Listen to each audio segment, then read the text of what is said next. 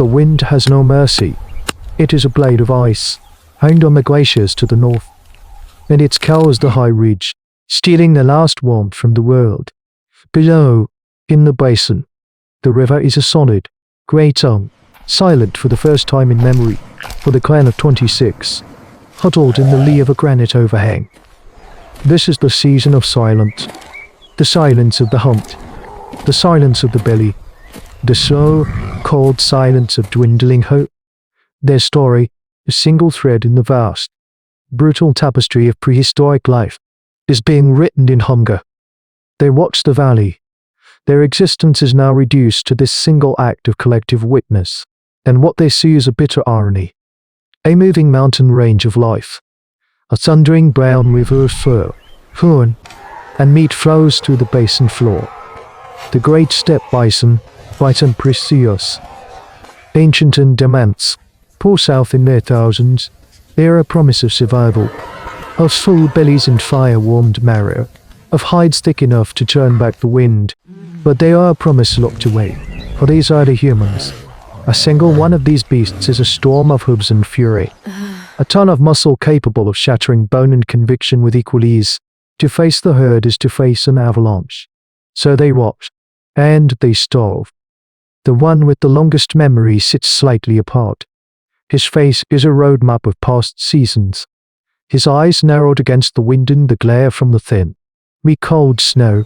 He does not see individual animals anymore. He sees a current. He watches how the great river of prehistoric animals flows, how it parts around the ancient stone spine of the valley, how the lead bulls test the wind before committing the herd to a path. He has watched this migration his entire life, a rhythm as certain as the sun's weakness in this season. But this year, the observation is different. It is not ritual. It is a desperate calculation. His gaze drifts from the herd to the landscape itself, tracing lines in the air with a worn finger, connecting rockfall to ravine, ravine to the sudden, sharp drop on the valley's far side. A new shape is forming in his mind, a thought as dangerous and unfamiliar as the taste of a strange root. A flicker of an idea that feels less like reason and more like madness. It is a question whispered not to his clan, but to the land itself. Can the rock in the fall do the work that spears cannot? The question hangs in the frozen air, a seed of terrifying possibility in the deep winter of their hominid history. The decision is not made with words. Words are for small things a call to a child. A warning of a snake in the rocks. This is too large, too monstrous for the throat to form. The one with the longest memory returns to the overhang, his movement stiff with calm purpose. He finds a patch of bare earth scraped clean by the wind and, with the sharp end of a broken femur, he begins to draw. This is the foundation of their future, a crucial step in human evolution etched in the dirt. He draws the valley, the river, the stone spine, then the path of the bison, a flowing line of scratches, and finally, on the far side, where the ground falls away into nothing, he draws a hard, final line, the cliff. The hunters gather, their breath drumming in the thin air. He does not look at them, he looks at his map, a form of cognitive mapping made real with ochre-stained dust and bone. He mimes their roles. He shows the fastest runners, 2 young men with lean legs and endless stamina, how they will appear on the far flank of the herd. He shows others, the stout women and older men, where they will wait with piles of dry brush and precious embers coaxed from the clan's hot fire. His hands become a blur, mimicking the throwing of burning branches, the shouting, the panic. He shows them how they will not attack the herd, but guide it, how they will use its own terror as their weapon. He shows them how the valley itself will become the spear, and the cliff edge, its point. Silence. The drawing is a death sentence. For the bison, certainly, but perhaps for them, too. One slip on the ice, one turn of a panicked bull, and a hunter becomes a red smear on the frozen ground. The clan's matriarch, a woman whose strength is not in her arms but in the steady gaze that holds them all together, studies the map. She sees the faces of the children, their skin pulled tight over their bones. She weighs the certainty of slow, freezing starvation against the terrifying possibility in the dirt. This is the brutal calculus of survival skills among these ancient humans. The choice is not between good and bad, but between a quick death and a slow one. Her gaze lists from the drawing to the old hunter, then sweeps across her family. She gives a single, sharp nod. The clan moves. The debate is over. There is only the work. A quiet, desperate energy fills the small camp.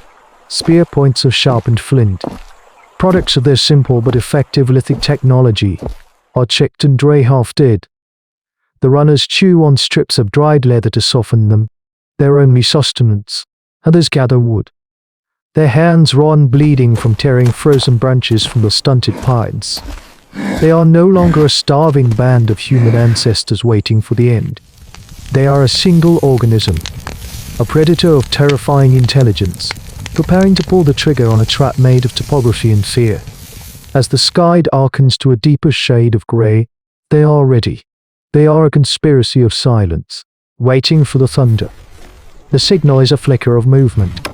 The two runners break from cover, ghosts of ochre and hide against the snow, sprinting along the far side of the valley. They are impossibly small against the vast, shifting mass of the herd. The lead bulls catch the motion, heads lifting, massive horns slicing the air. A low rumble begins, a sound felt in the teeth and the marrow of the bone. This is the moment, the hinge point of their entire existence. Now, from the ridge, the first burning branch arcs through the grey air, trailing a tail of orange sparks. It lands in the dry grass ahead of the herd, then another, and another. A wall of fire and smoke blooms, pushing the bison away from their intended path, guiding them toward the trap. The rumble becomes a roar. The ground begins to shake. Panic, a scent as real as blood, fills the air. The river of bison becomes a torrent, a chaotic stampede of primal fear. This is power beyond their comprehension, a force of nature they have unleashed but cannot control. They can only cling to the plan, to the desperate map drawn in the dirt. One of the young runners, positioned nearest the cliff to seal the trap, holds his ground as the first wave of terrified animals thunders past. He is the final, critical piece of this great and terrible machine. For a moment, it works. The led animals, seeing the fire on one side and the shouting man on the other, veer toward the only clear path, the one that ends in sky. But a great bull, its eyes white with terror, breaks from the stampede. It turns from the cliff, charging back toward the hunter's line, a ton of fury aimed directly at the boy. The boy does not run. He stands his ground, screaming, waving his small spear, making himself large, a final act of pure, selfless defiance. He has to turn the bull. If it breaks the line, the whole herd follows. For one critical second that stretches into an eternity, he holds the beast's maddened gaze. The bull swerves back into the panicked flow, but it is too late for the boy. The tide of bodies engulfs him. He vanishes under the hoofs. There is no scream. There is only the thunder. The sound that follows is one that will haunt their dreams forever, the percussive, sickening crunch of immense bodies hitting rock. A sound that echoes up from the valley floor as the front of the herd plunges over the unseen edge. Then, silence, a profound, ringing silence broken only by the wind and the whimpering of a child. Below, in the valley of death, lies their future, a mountain of meat, hides, and bone that will see them through the winter and beyond. The clan gathers at the precipice. Looking down, there is no triumph on their faces. The matriarch makes her way to where the boy fell. She finds only a smear of red on the trampled snow and a single broken spear, a piece of their lithic technology that was no match for the beast. The cost of survival, a debt paid in the currency of their own blood, stains the victory. This single event, a brutal footnote in ancient history, is the price of their tomorrow.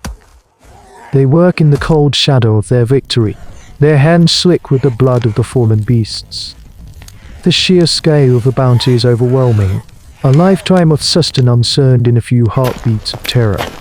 But every glance up toward the ridge is a reminder of the empty space in their circle, of the ghost who now walks with them, the future of their clan, the very continuation of their lineage's story that archaeology will one day try to piece together from scattered bones and stone tools was purchased here. This was not a hunt. It was an act of war against existence itself, and the landscape was their willing, silent accomplice. This moment is a fulcrum in the story of human ancestors. It is the terrifying birth of an idea that the world is not just a thing to be endured, but a thing to be used, to be bent to the will of a fragile, intelligent mind.